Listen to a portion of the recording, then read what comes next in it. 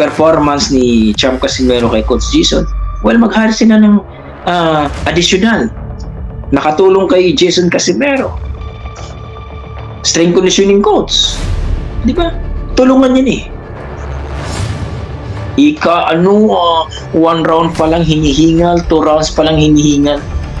Come on, guys. Pow!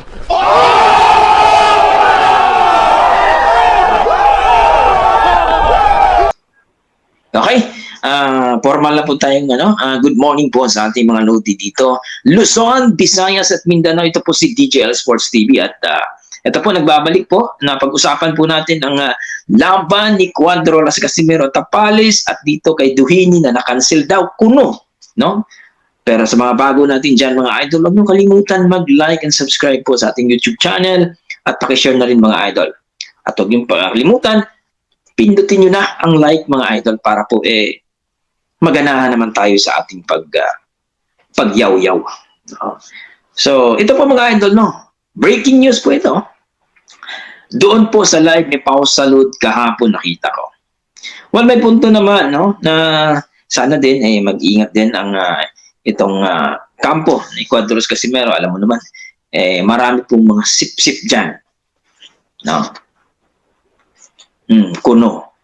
Ito na naman, sinabi na naman, no? Pangalanan natin, bakit hindi pangalanan natin? Pero kung gusto niyo mapanood yung video, puntahan niyo si Pau Salud.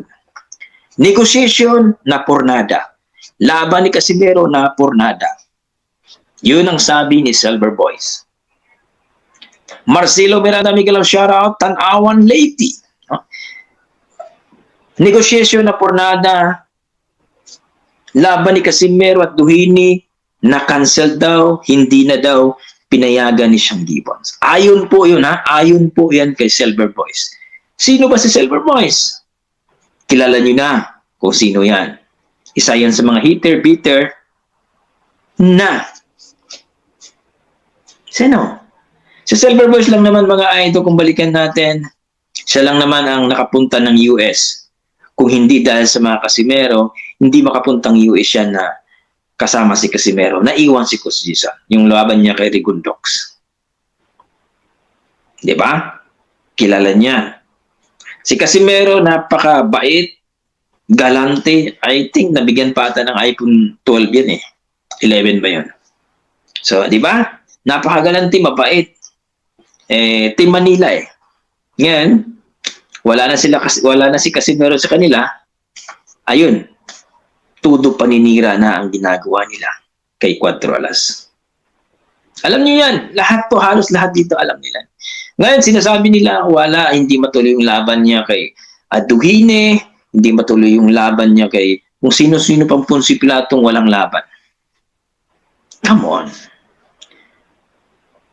Kami po ay pagod na po kami sa mga sinasabi niyong walang laban si Casimero. Way back 2022, December, kay Akahu.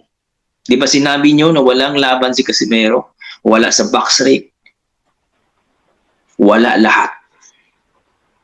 Hindi pa nga sila nakatulog sapagkat binabantayan daw nila si Pogi, no? Si Pogi at saka si SB, binabantayan nila pati si Pau Salud. Kung nasa box rate ba talaga ang laban ni Casimero? Natuloy ba mga idol ang laban ni Casimero at Akaho? Nawala sa box rate. Tinawagan pa daw kuno nila ang South Korea Paradise. Kung mayroon bang event, mayroon bang ticket, wala daw talaga. Di ba?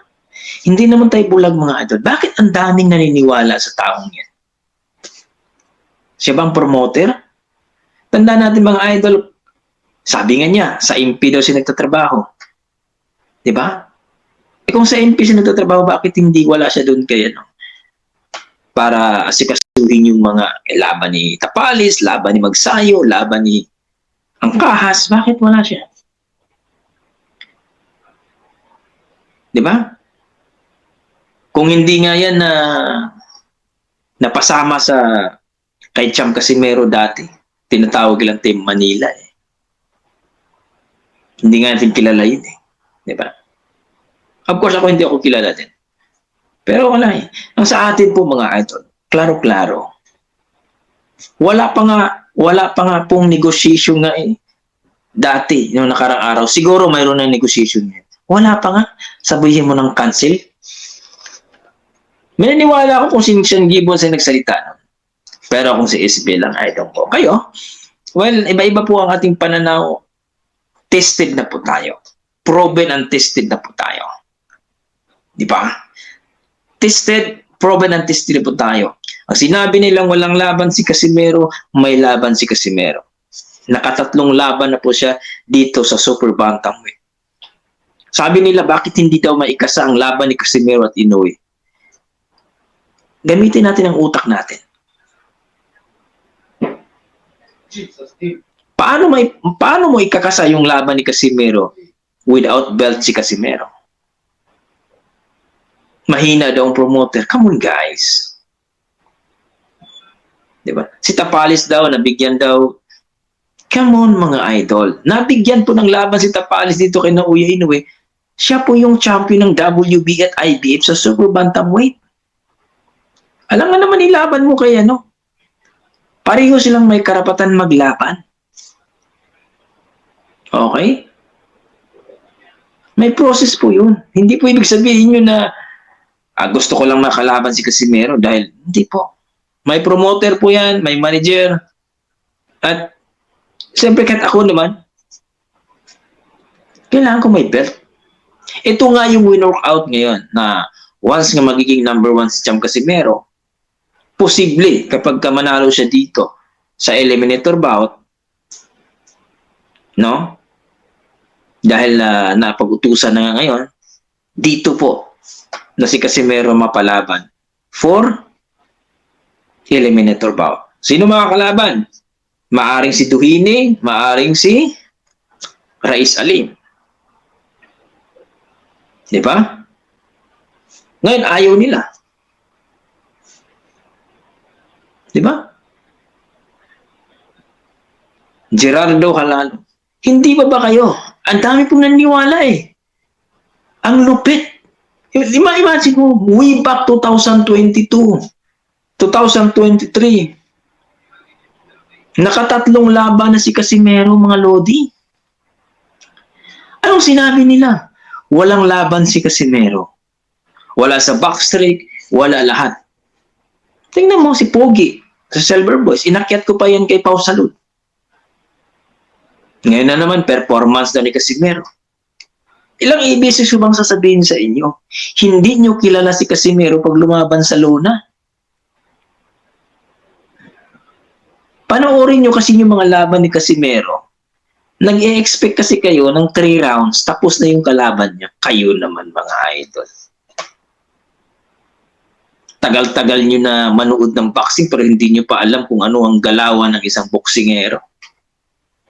Diba? Nag-a-adjust po yung boksingero. Anong gusto nyo pag lumaban? Mga idol, ito po, mga idol. Ayaw nila kay Casimero pero pumusta sila. O sinong natalo? Ngayon, nagagalit kayo dahil si Casimero ay hindi magandang performance ni Casimero kay Ugoni. Utot nyo, bro. Hindi nyo kasi alam yung laro ni Casimero. Wala. Di ba, Pau Salud? Alam ko naman ginagawa lang ni Pau Salud kasi siyempre, views niya. Pareho naman tayo naghanap ng views. Pero not me, kasi ako, hindi masyado kasi may trabaho naman ako eh.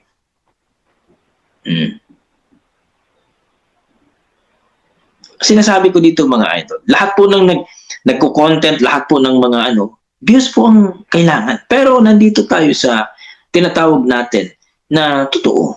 Di ba? Sino ba po yung fake news sa atin? Tinatawag nyo kami mga fake news daw kami. Yung mga vlogger, fake news daw. Samantalang sila ay hindi fake news. Sino ba ang fake news? Tatanungin ko kayo mga idol. 31 million the house. Sino bang fake news? Sino ba yung mga traidor? Yung mga vlogger dyan na kung anong sinasabi ng nire-report nila. O sila na nagsasabi na walang laban si Casimero. Of course, walang laban si Casimero ngayon. Under negotiation pa, magkakaroon ng laban agad.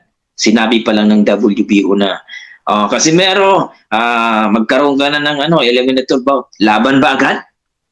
Under negotiation.